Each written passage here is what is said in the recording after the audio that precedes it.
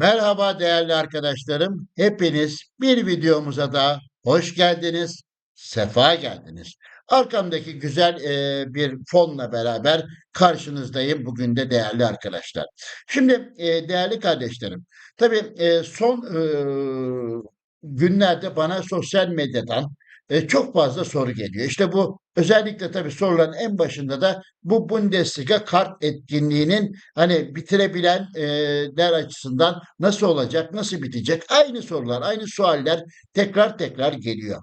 Dolayısıyla ben de tabii sizler için bir içerik üreticisi kimliği altında sizler için e, Top 11'daki oradaki insanlarla bir yazışma halindeyim. Zaten bunlarla ilgili olan bütün gelen cevapları hem kanalımızın topluluk notunda hem de Facebook'taki sayfamda sizlerle açık ve seri olarak paylaşıyorum ve bunu da gruplarda orada paylaşımını yapıyorum. Şimdi arkadaşlar esas aslında konu şu. Şimdi haklı olarak tabii ki insanlar şunu soruyor. Ya, bitirebilecek miyiz? Yani nasıl olacak? Ya hep dönüşüm kartları geliyor, kopyalar geliyor. Bunlar yani asıl böyle yıldızları yakalamak çok mümkün olmuyor. İşte en son aslında bir cevapta da bunun açıklamasını yapıyorlar arkadaşlar. Tabii ki başlarda çok daha fazla e, bunları yıldızları yakalamak mümkün oluyor ama daha sonraları ister istemez tabii ki yani azaldıkça bu limit azaldıkça dolayısıyla hep kopya kartlar, kopyalar geliyor. Bunları dönüştürüyorsunuz. Oluyor, olmuyor falan filan. Neyse. Yani sonuç itibariyle yapacak bir şey yok buna. Dolayısıyla arkadaşlar burada aslında ben kendim için söylüyorum bunu. Yanlış anlaşılmasın lütfen.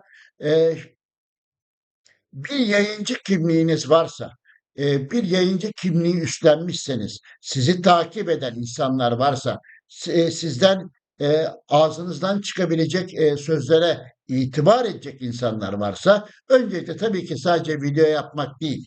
Yani video yayınlayıp kanala atmak değil, insanlara ulaştırmak değil.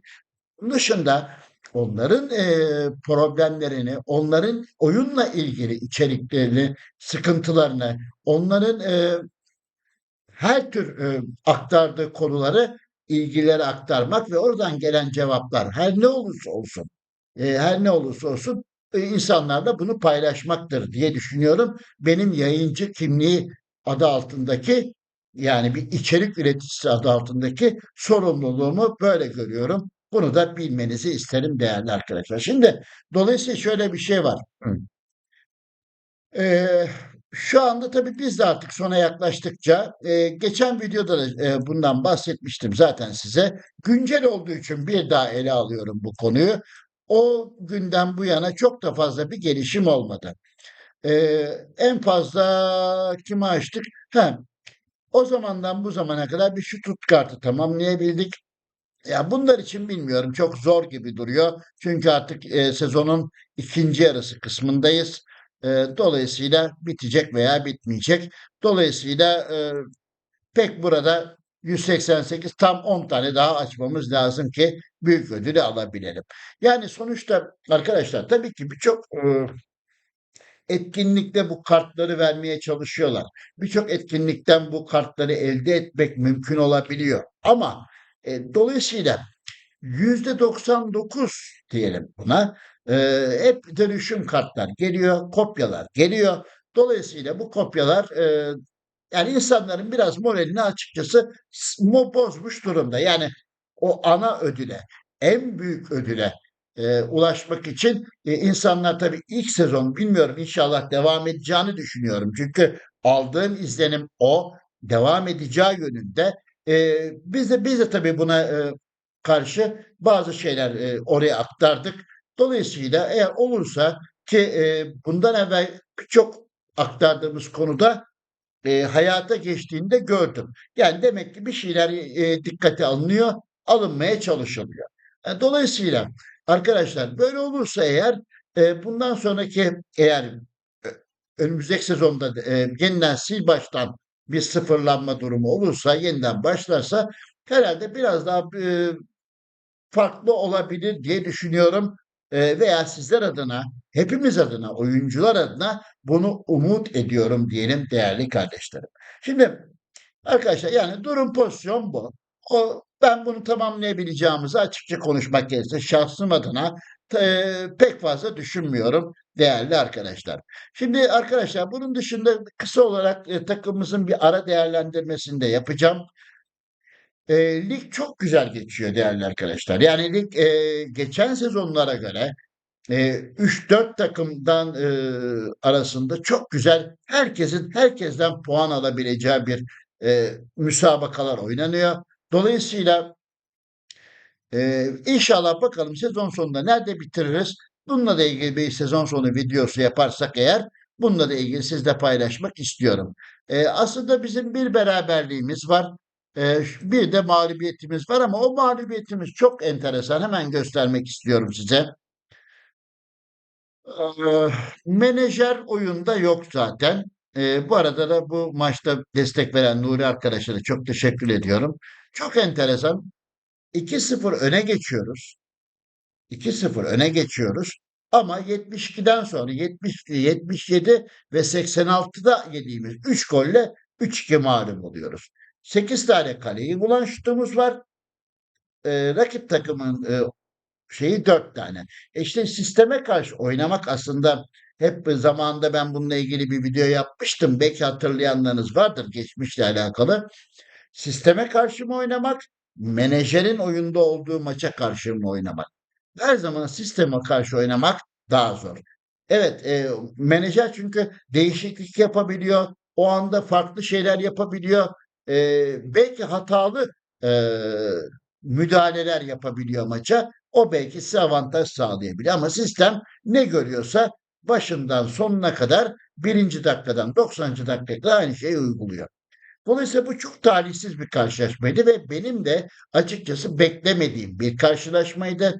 Dolayısıyla böylece 3-2 mağlup olduk ve böyle şey yaptık. Şimdi kupaya geleyim. Kupada finaldeyiz ama karşı rakibi görüyorsunuz. E, Yani çok zor. Çok zor. Hani imkansız değil ama %10'luk belki %10'luk 15'lik bir şansımız var.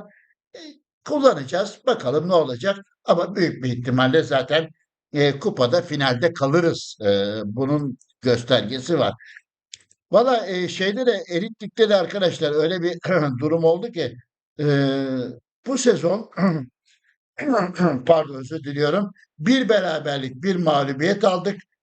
Dolayısıyla son anda yani 8. sıradan playoff oynamadan ki benim amacım playoff oynamak değildi zaten.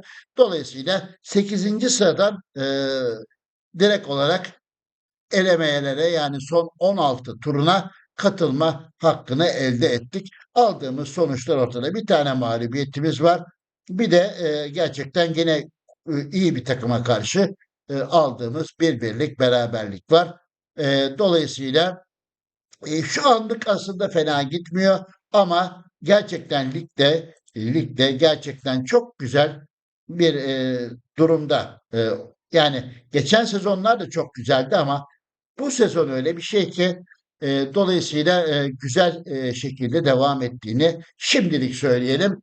E, Topu da inşallah şeye bırakalım. Siz söyleyin. Sezonun sonunda nerede bitireceğiz? Nasıl bitireceğiz? Bununla alakalı da inşallah şey yaparız. Bu sezon aslında kura çılgınlığında bayağı bir ilerledim arkadaşlar. Kura çılgınlığında ummadığım kadar ilerledim. E, oradan aldığım antrenörleri de oradan aldığım antrenörleri de gençlik akademisinde şey yaptım. Gerçekten e, yani beni önümüzdeki sezonlarda gene takımıma dahil edebileceğim, direkt oynatabileceğim bir oyuncu yetiştirdim. Dolayısıyla bunu da sonradan zaten şey yaptım. Dolayısıyla güzel bir şekilde şimdilik devam ediyoruz diyelim değerli arkadaşlar. Arkadaşlar şimdi şöyle bir şey var. Videoyu kapatmadan evvel birkaç konuyla ilgili sizlere bilgi vermek istiyorum. 2026 yılında inşallah daha güzel şeyler olacak oyunda. Bu oyunun ne kadar bir potansiyeli var? Yani özellikle Türkiye için söylemek gerekirse çok fazla izlenme potansiyeli yok. Ama size çok teşekkür ediyorum. Gerçekten 2025 yılında Türkiye'de en çok izlenen kanal olduk. Bunun için de herkese çok teşekkür ediyorum değerli arkadaşlar. Arkadaşlar bugün şöyle bir dediğim gibi bana gelen en çok şu anda soruların %99'u Bundesliga kart etkinliğiyle ilgili geliyor. Yani zaten diğer konularda şu anda insanların bir şey yok ama Bundesliga kart etkinliğinde herkesin herkese sorduğu sorular bana geliyor. Bitirebildin mi? Kaç tane açtın? Kaç tane kaldı? Şöyle böyle diye. Dolayısıyla bakalım sezon sonunda nereye geleceğiz? İnşallah sezon sonunda da sizlerle bu konuda bir iletişime geçmek isterim her zaman için. Beni her zaman için bana ulaşabilirsiniz değerli arkadaşlar. Hepinizi saygı ve sevgiyle selamlıyorum. Bir başka videomuzda inşallah görüşmek üzere diyorum. Saygılar ve sevgiler.